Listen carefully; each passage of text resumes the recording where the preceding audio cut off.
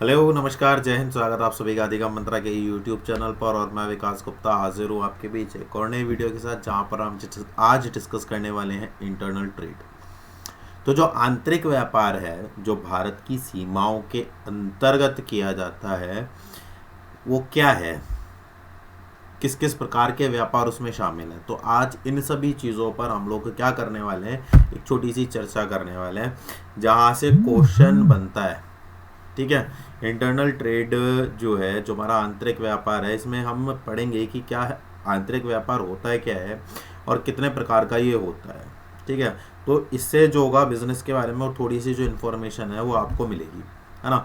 बाकी हमारी जो फाइनेंशियल अकाउंटिंग की वीडियो है, वो मैंने वीडियो के ऊपर अपर कॉर्नर में राइट हैंड साइड जो आई कार्ड होता है, आई टैग जो होता है, वहाँ पर मैंने उसको पिन कर दिया है। इसके अलावा जो बिज़नेस स्टडीज़ की प्लेलिस्ट है वो क्रिएटेड है, वो आपको वीडियो के लास्ट में इजीली अवेलेबल हो जाएगी। बाकी आपको किसी भी तरह की कोई क्वेरी, प्रॉब्लम, कोई डाउट अगर माइंड में आता है तो आप कमेंट मुझे कर सकते हो, वरना तो आप डिस्क्रिप्शन बॉक्स में जा करके हमारे जो सोशल मीडिया प्लेटफॉर्म्स है वहाँ से आप कनेक्ट कर सकते हो और इजीली अपनी जो प्रॉब्लम्स है वो मुझे भेज सकते हो। बाकी आपको मेल एड्रेस भी मैं वीडियो के में प्रोवाइड करा दूंगा। अगर आपको व्हाट्सएप पर या टेलीग्राम पर ग्रुप डिस्कशन करना है किसी टॉपिक को लेकर के, या कोई चर्चा करनी है, तो उसके लिए भी आप हमारे व्हाट्सएप और टेलीग्राम ग्रुप्स को ज्वाइन कर सकते हो और वहाँ पर किसी भी टॉपिक को लेकर के ग्रुप डिस्कशन कर सकते हो कि क्या सही है क्या गलत है। कई बार कोई क्वेश्चंस ऐसे होते हैं जो फंस जाते हैं, जो नहीं होते हैं, तो वहाँ पर आप कनेक्ट कर सकते हो।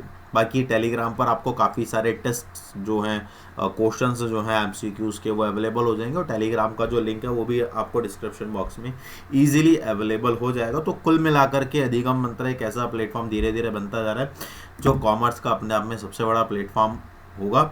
और यहाँ पर आपको कॉमर्स से रिलेटेड हर तरह की क्वेरीज आगे देखने को मिलेगी। और जितने भी लोग DSSS हो गया, राइट, MP टेट वर्ग 1 हो गया, या UP TGT PGT हो गया, या कोई भी PGT लेवल पर कॉमर्स एग्ज़ाम की प्रिपरेशन कर रहे हैं फॉर टीचिंग पर्पज़, तो उनके लिए तो ये जो चैनल है, मैं बहुत ज़्यादा तो नहीं कह रहा, बट हाँ इतना है कि आप अपनी प्रिपरेशन बिल्कुल अच्छे से कर सकते हैं, वो भी बिना किसी चार्जेस के, बिना कोई अमाउंट पे किए हुए। कई बार लगता है कि यार कोई इंसान क्यों पे करे, है ना, बिना क्यों कर रहा है। देखिए, कुछ चीज़ों से ना हम फेस किए हुए हैं, कुछ चीज़ें लाइफ में ना एक्सपीरियंस देती हैं। तो एक टाइम ऐसा भी था कि जब मुझे लगता था कि भाई यार इंग्लिश में ही अवेलेबल है, हिंदी में अवेलेबल नहीं है, यार केवल हिंदी में अवेलेबल है, इंग्लिश में अवेलेबल नहीं है। तो यहाँ पर क्या हो गया, यहाँ पर एक ऐसी जो हम इंडियन ट्रेडिशन में लैंग्वेज बोलते हैं ना वो हिंदी होती है ना वो इंग्लिश होती है, तो एक ऐसी लैंग्वेज हम लोगों ने रख ली है यहाँ पर। एक्सप्लेनेशन भी उसी रेगुलर जो भी हमारी बातचीत होती है, कॉन्वर्सेशन होती है, उसके बेसिस पर है। ऐसे ही बात करते हैं, ऐसे ही मैं आप लोगों को समझाता हूँ। और जो एक्सप्लेनेशन मैंने आपको दी हुई है वो इंग्लिश और हिंदी दोनों में दी हुई है, तो जिससे आपको किसी भी तरह की प्रॉब्लम नहीं होगी। और ये अपने आप में पहला ही प्लेटफॉर्म है और पहली ही बार है जहाँ पर आपको बायलिंगुअल कंटेंट अवेलेबल हो रहा है। वरना MCQs ही खाली जो प्रैक्टिसेस होती थी, या तो इंग्लिश में आपको नोट्स मिलेंगे या फिर आपको हिंदी में मिलेंगे, बायलिंगुअल आपको पहली ही बार मिल रहे हैं। तो ये एक मेन एडवांटेज है हमारे चैनल्स के साथ जुड़ने का।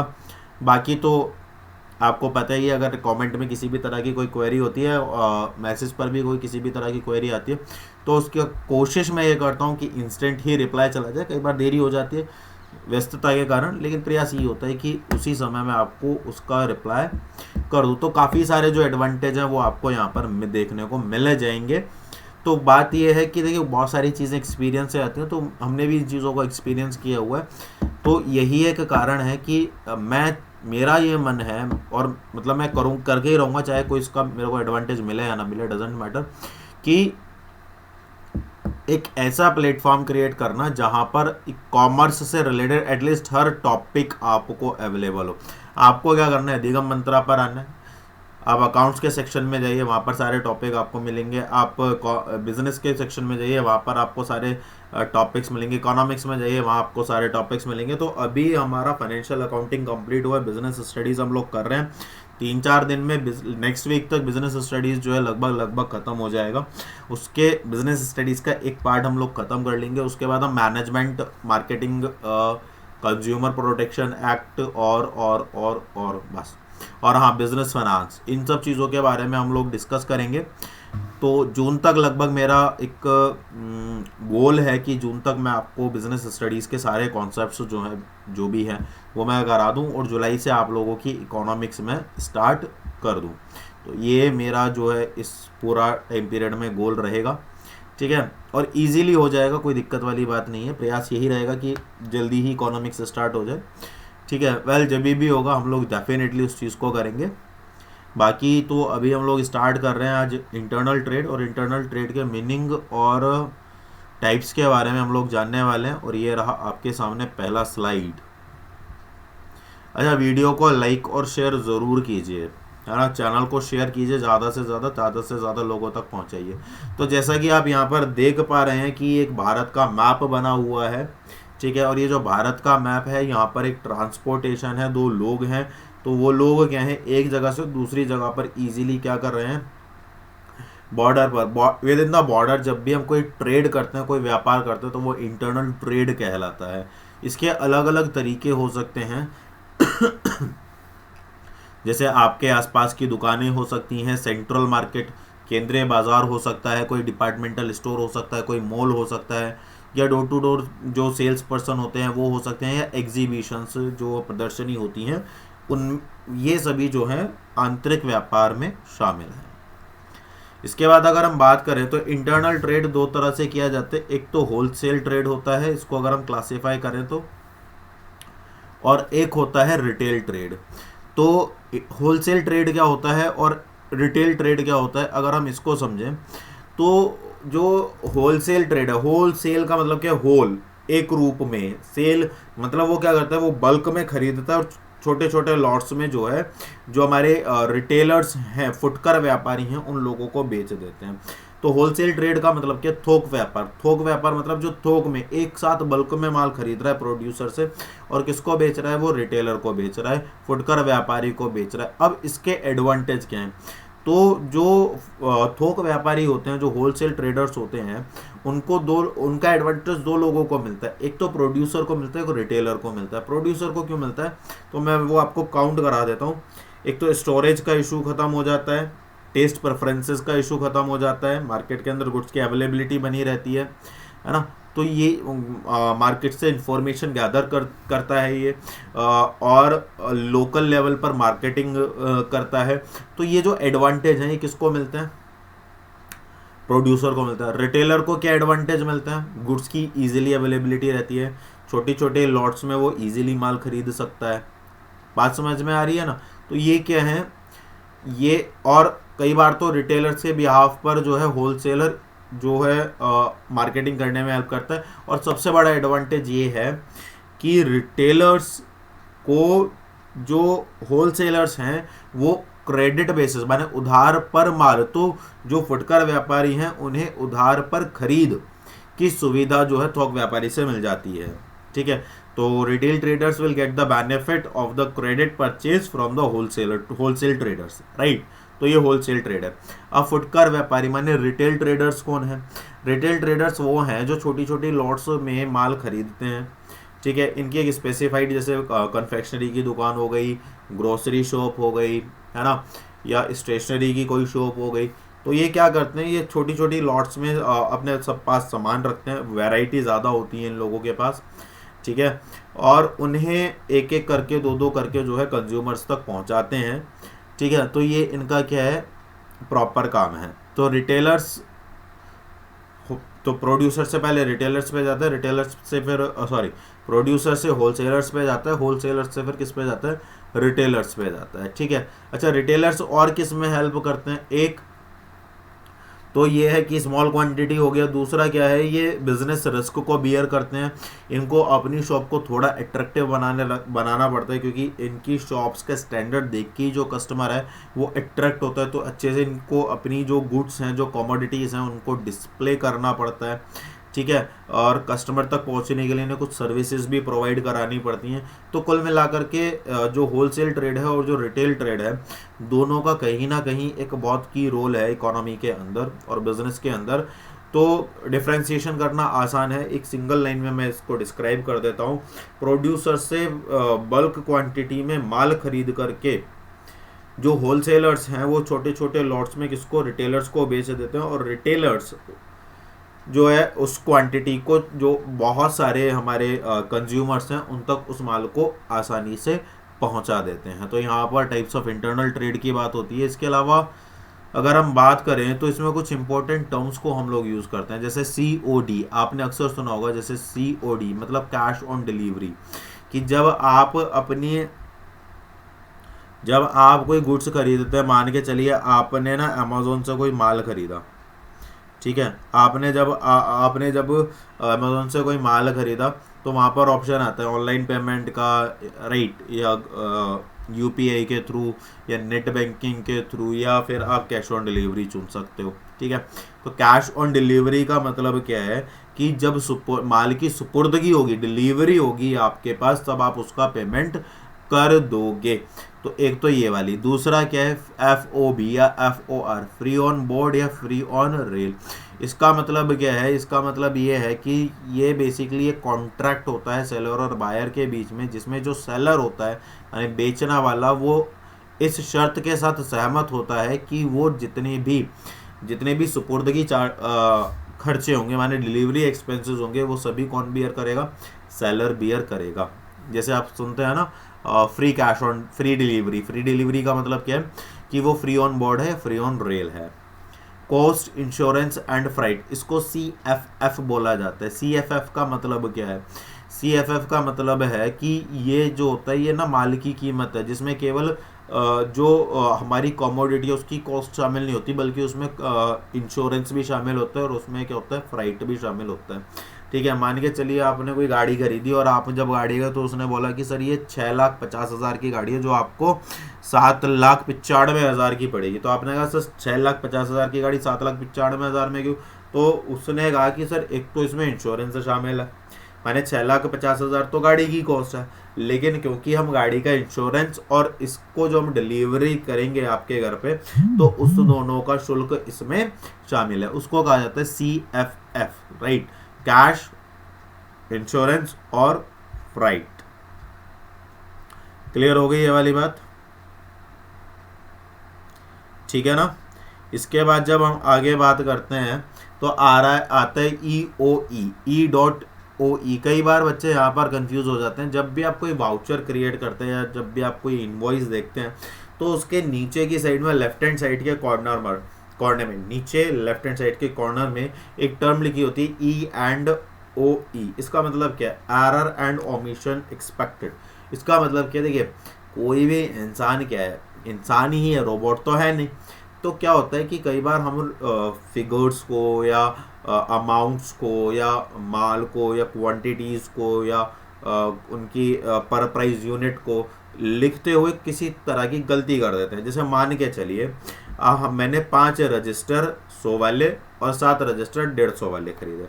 अब गलती से क्या लिखा गया, 7 रजिस्टर 100 वाले और 5 रजिस्टर 150 वाले, तो गलती हो गई। अब जब इनवॉइस जो है बायर के पास पहुंचा तो वो माल चेक कर रहा है, वो बोल रहा है कि सर मैंने तो उल्टा मांगा था, आपने गलत लिख दिया।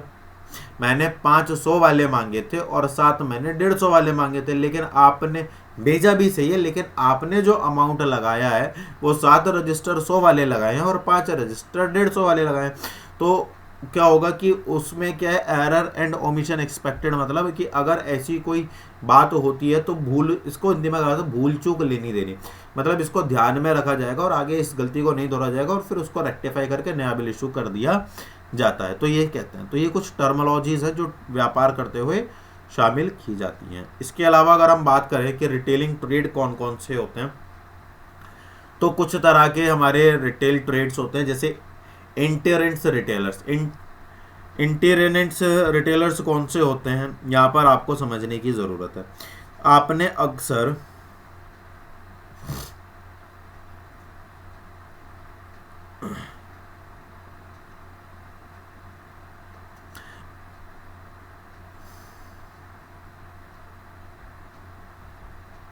एक सेकंड,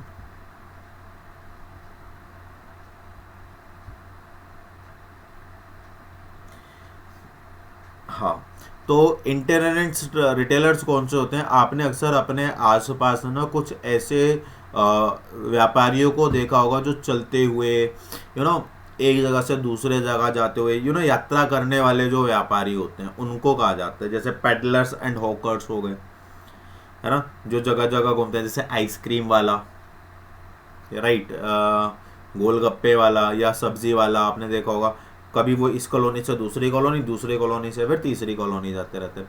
इसके बाद आता है मार्केट ट्रेडर्स। मार्केट ट्रेडर्स कौन लोग होते हैं?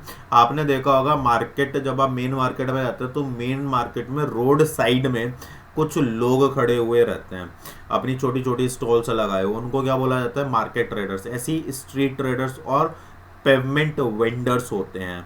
एक होते हैं चीप जैक्स। जैसे जो चीप जैक्स का मतलब आप सीधा सीधा समझ सकते हो, जैसे सेकेंड हैंड गुड्स शॉप्स, ठीक है, जो यूज्ड सामान को खरीदते और बेचते हैं। क्लियर है?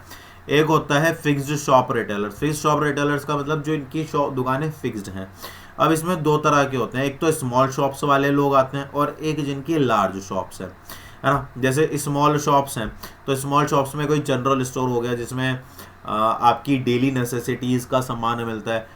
जैसे वहाँ पे आपको पैन मिल जाएगा, आपको ग्रॉसरी का सामान मिल जाएगा, आपको फूड एंड स्नैक्स का जो सामान होता है वो आपको मिल जाएगा, और कुछ कुछ जो भी ज़रूरत की चीज़ें हैं, ब्रश, टूथपेस्ट, ये सारी चीज़ें आपको ईजिली, कुछ कुछ कॉस्मेटिक्स से रिलेटेड सामान भी आपको मिल जाएगा, क्रीम्स, डिओड्रेंट एंड ये सारी चीज़ें। अम्ब्रेला वहाँ पर आपको मिल जाएगा, राइट, वाइपर वहाँ पर आपको मिल जाएगा, ठीक है। तो इस तरह की जो चीज़ें हैं वहाँ पर आपको इजीली अवेलेबल हो जाएंगी। एक होती हैं स्पेशलिटी शॉप्स, ठीक है, जो किसी एक पर्टिकुलर चीज़ के लिए होती हैं, स्पेशलिटी है ना, किसी एक खास कॉमोडिटी के लिए, ठीक है।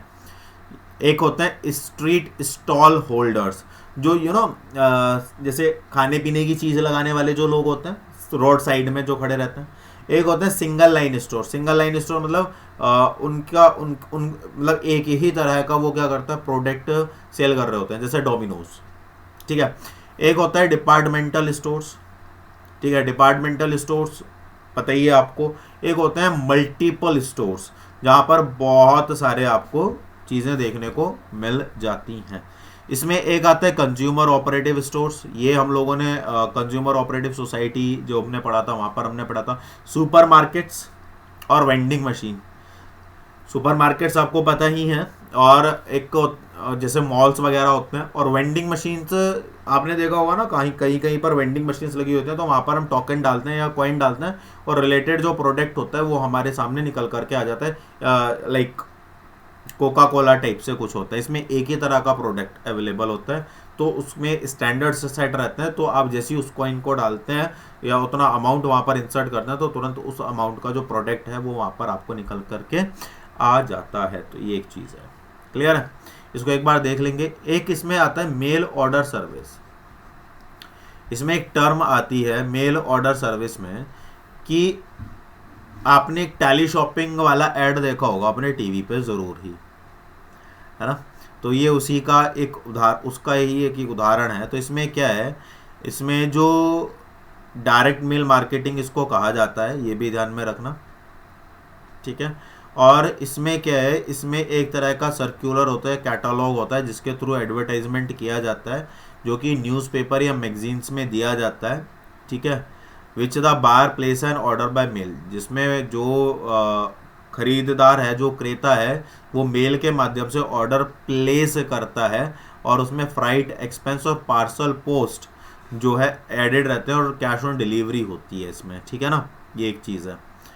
और ये सबसे ज़्यादा किसके लिए है, ये रूरल कस्टमर्स के लिए है। लेकिन आज की डेट में ये अर्बन एरियाज़ के में भी बहुत, यहाँ पर चीज़ें जो हैं सस्ती मिलती हैं, बहुत ज़्यादा कॉस्टली नहीं मिलती हैं, ठीक है। ये एक चीज़ है। अब इसकी सूटेबिलिटी किस किस में है, जो ग्रेडेड हैं, वर्गीकृत जिनको किया गया है, या जिनको मानकीकृत किया गया है, स्टैंडर्डाइज किया गया है, जिनको आसानी से ट्रांसपोर्ट किया जा सकता है, वो भी कम प्राइस में। मैंने कहा ना, इनकी जो प्राइसिंग होती है वो कम होती है, जो ऑलरेडी से डिमांड में है, मार्केट में इजीली अवेलेबल है, ठीक है। जिनकी लार्ज क्वांटिटी अवेलेबल रहती है मार्केट के अंदर, कभी शॉर्टेज नहीं आएगी। आपको बोला जाएगा कि कुछ ही पीस बचे हुए हैं, लेकिन ऐसा होता नहीं है, ठीक है। और इनमें कंपटीशन कब होता है, लीस्ट पॉसिबल कंपटीशन, ठीक है। और एक ये है कि इनको बेसिकली आप पिक्चर्स के थ्रू क्या कर सकते हो, डिस्क्राइब कर सकते हो। पिक्चर्स के थ्रू क्या कर सकते हो, आप इन्हें डिस्क्राइब कर सकते हो। किन चीज़ों के लिए ये अनसूटेबल है, जो बल्कि हैं और इजीली हैंडल नहीं किया जा सकता, मतलब जो ख़राब हो सकती हैं, पैरिशेबल हैं इन नेचर में, भारी हैं, ये रहा पैरिशेबल इन नेचर, बहुत ज़्यादा भारी हैं या जिनको संभाला नहीं जा सकता, उन सब चीज़ों को इसमें शामिल किया जाता है। इंटरनल ट्रेड में मेरे पास केवल इतना ही था जहाँ पर आपको देना था, और इसमें आपको केवल ये ध्यान में रखना है कि एक तो इससे रिलेटेड आपके पास चीज़ें आती हैं कि मेल ऑर्डर सर्विस क्या है, यहाँ से क्वेश्चन बनता है।